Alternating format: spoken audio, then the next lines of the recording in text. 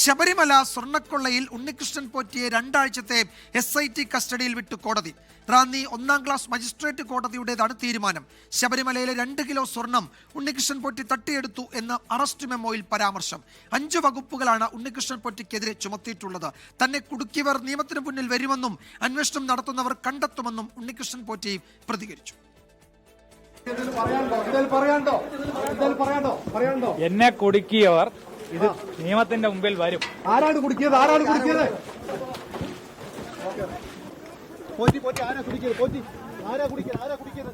അതൊക്കെ അവര് കണ്ടെത്തും. അതവർ കണ്ടെത്തും.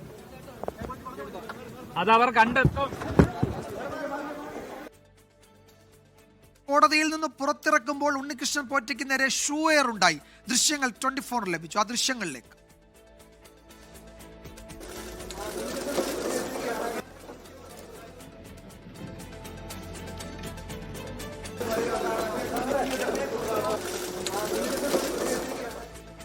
പ്രതിയെ SIT സംഘം പത്തനംതിട്ട AR ക്യാമ്പിൽ എത്തിച്ചിട്ടുണ്ട്. ആദ്യ തെളിവെടുപ്പ് ബംഗളൂരുവിലായിരിക്കും എന്നാണ് സൂചന. മനീഷ് മഹിപാലും ഷഫീദ് റാവുത്തറും വിശദാംശങ്ങൾ നൽകും. മനീഷ്, ഇപ്പോൾ ഈ പത്തനംതിട്ടയിലെ SIT സംഘം അവിടെ AR ക്യാമ്പിൽ എത്തിച്ചിട്ടുണ്ട്. അവിടെ ചോദ്യം ചെയ്യുകയാണോ? എന്താണ് അടുത്ത നീക്കങ്ങൾ? സംഭവ ബഹുലമായിരുന്നല്ലോ കോടതി നടപടിക്ക് പിന്നാലെ ഉണ്ടായ കാര്യങ്ങൾ. ഒന്ന്, ഉണ്ണികൃഷ്ണൻ പോറ്റി തന്നെ കുടുക്കിയതാണെന്ന് പറയുന്നു. അതിനിടയിൽ ആരോ പ്രതിഷേധിച്ച് പ്രതിക്ക് നേരെ ഷൂ എറിഞ്ഞു. എന്തൊക്കെയാണ് കോടതിയിലും കോടതിക്ക് പുറത്തുമുണ്ടായത് മനീഷ്? വിജയകുമാർ, സംഭവബഹുലമായ കാര്യങ്ങളായിരുന്നു. വളരെ നാടകീയമായ നീക്കങ്ങൾ അന്വേഷണ സംഘത്തിന്റെ ഭാഗത്തുനിന്നുണ്ടാകുന്നു. ഇന്നലെ രാത്രി 11:30 മണിക്കാണ് ഉണ്ണികൃഷ്ണൻ പോറ്റിയുടെ അറസ്റ്റ് രേഖപ്പെടുത്തിയ ശേഷം ഇന്ന് രാവിലെ കോടതിയിലേക്ക് എത്തിക്കുന്നത്. കോടതി നടപടികൾ തുടങ്ങുന്നതിനും ഏകദേശം അരമണിക്കൂർ മുൻപ് തന്നെ കോടതിയിലേക്ക് എത്തിച്ചു. 10:00 തന്നെ റാന്നി അഡീഷണൽ സെഷൻസ് കോടതിയിലേക്ക് എത്തിക്കുന്നു. അവിടെ നിന്നും പിന്നീട് 11 മണിക്ക് കോടതി നടപടികൾ ആരംഭിക്കുന്നു. അങ്ങനെ ഉണ്ണികൃഷ്ണൻ പോറ്റിക്ക് വേണ്ടി ഇതുമായി ബന്ധപ്പെട്ട മുൻകൂർ ജാമ്യം അല്ലെങ്കിൽ ജാമ്യാപേക്ഷയ്ക്ക് വേണ്ടി പ്രതിഭാഗം എത്തിയില്ല എന്നതാണ് ഏറ്റവും പ്രധാനപ്പെട്ട കാര്യം. ഇവിടെ ഉണ്ണികൃഷ്ണൻ പോറ്റിക്ക് വേണ്ടിയിട്ടുള്ള റിമാൻഡ് റിപ്പോർട്ട് അടക്കമുള്ള കാര്യങ്ങൾ കോടതിയിൽ അന്വേഷണ സംഘം സമർപ്പിച്ചു, അവിടെ വാദിച്ചു. പക്ഷേ ഇതുമായി ബന്ധപ്പെട്ട് നിലവിൽ കസ്റ്റഡി അപേക്ഷയാണ് വേണ്ടതെന്ന് റിട്ടേൺ അങ്ങനെ അത് എഴുതി കൊടുത്തു. രേഖാമൂലം കസ്റ്റഡി അപേക്ഷ വേണമെന്ന് ആവശ്യപ്പെട്ടു.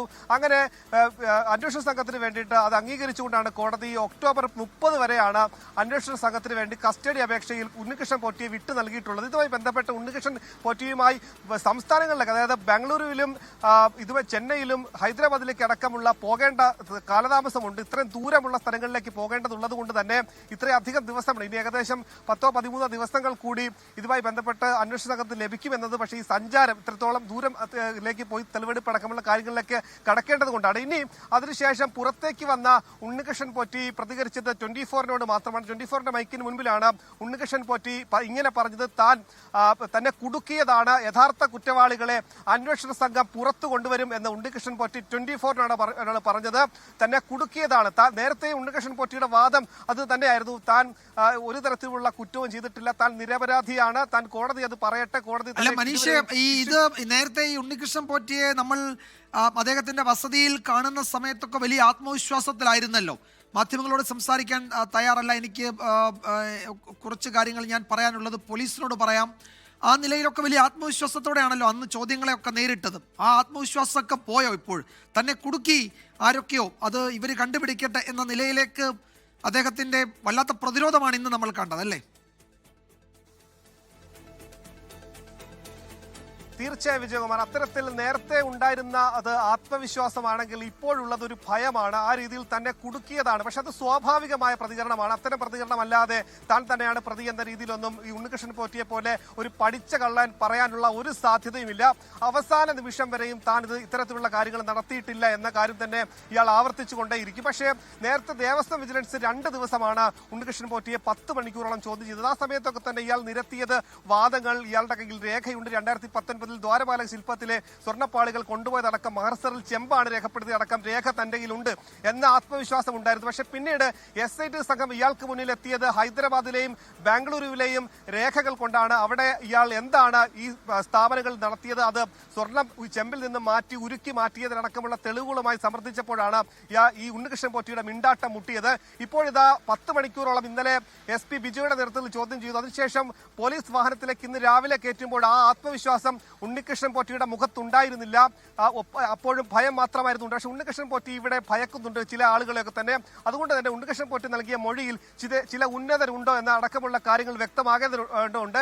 2019 ഉണ്ണികൃഷ്ണൻ പോറ്റി ഇത്തരത്തിലുള്ള കാര്യങ്ങൾ ചെയ്യുമ്പോൾ അന്ന് ദേവസ്വം മന്ത്രി കടകംപള്ളി സുരേന്ദ്രനായിരുന്നു.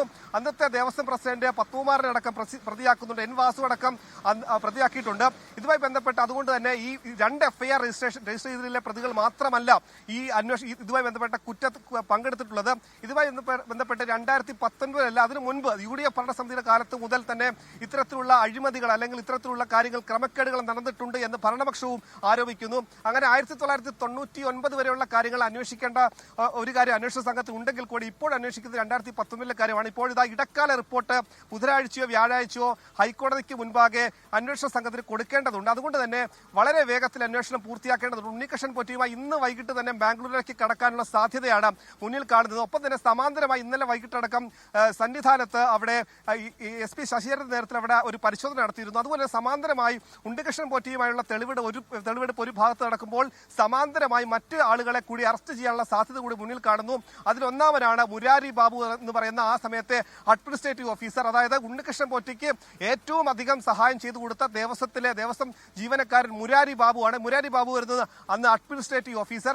അതുമായി ബന്ധപ്പെട്ട് ദേവസ്വം കമ്മീഷണർ അടക്കമുള്ള ആളുകൾ, തിരുവാഭരണ കമ്മീഷണർ അടക്കമുള്ള ആളുകളെ കൂടി പ്രതിചേർത്തിട്ടുണ്ട്. അവരെ അടക്കമുള്ള കാര്യങ്ങൾ ചോദ്യം ചെയ്യാൻ കസ്റ്റഡി എടുക്കുക തുടങ്ങിയ കാര്യങ്ങൾ കൂടി വളരെ ചോദ്യചിഹ്നമായി തുടരുന്നു. എന്താണെങ്കിലും അന്വേഷണ സംഘം നിലവിൽ പത്തനംതിട്ടയിലെ ക്യാമ്പിൽ ഉണ്ണികൃഷ്ണൻ പോറ്റിയെ അവിടെ എത്തിച്ചിരിക്കുകയാണ്. അതിനുശേഷം ഇനി തിരുവനന്തപുരത്തേക്ക് കൊണ്ടുപോകാനുള്ള സാധ്യത വിരളമാണ്. ഇവിടെ നിന്ന് തന്നെ തെളിവെടുപ്പിന് വേണ്ടി ബാംഗ്ലൂരിലേക്ക് കൊണ്ടുപോയേക്കും. ഒപ്പം തന്നെ അതുമായി ബന്ധപ്പെട്ട് ചെന്നൈയിലെ സ്മാർട്ട് ക്രിയേഷൻസ് എന്ന സ്ഥാപനത്തിന് എന്താണ് റോൾ അടക്കമുള്ള കാര്യങ്ങൾ വ്യക്തമാക്കേണ്ടതുണ്ട്. പങ്കജ് ഭണ്ഡാരിയെ ഇതിനോടകം തന്നെ വിവരങ്ങൾ ശേഖരിച്ചിരുന്നു. പങ്കജ് ഭണ്ഡാരിക്ക് പറയാനുള്ള കാര്യങ്ങൾ കേട്ടിരുന്നു. ഇനി പങ്കജ് ഭണ്ഡാരിയുടെ മൊഴിയുടെ അടിസ്ഥാനത്തിലുള്ള കാര്യങ്ങൾ ചോദ്യം ചെയ്തേക്കാം.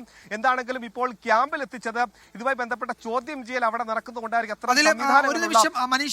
ലോകത്തെവിടെയായാലും ഏത് സമയത്തും 24 വാർത്തകളും ഓഗ്മെന്റഡ് റിയാലിറ്റി പാക്കേജുകളും എക്സ്പ്ലെയിനറുകളും വിശദമായി കാണാൻ ഞങ്ങളുടെ YouTube ചാനൽ നിങ്ങൾക്ക് സബ്സ്ക്രൈബ് ചെയ്യാം.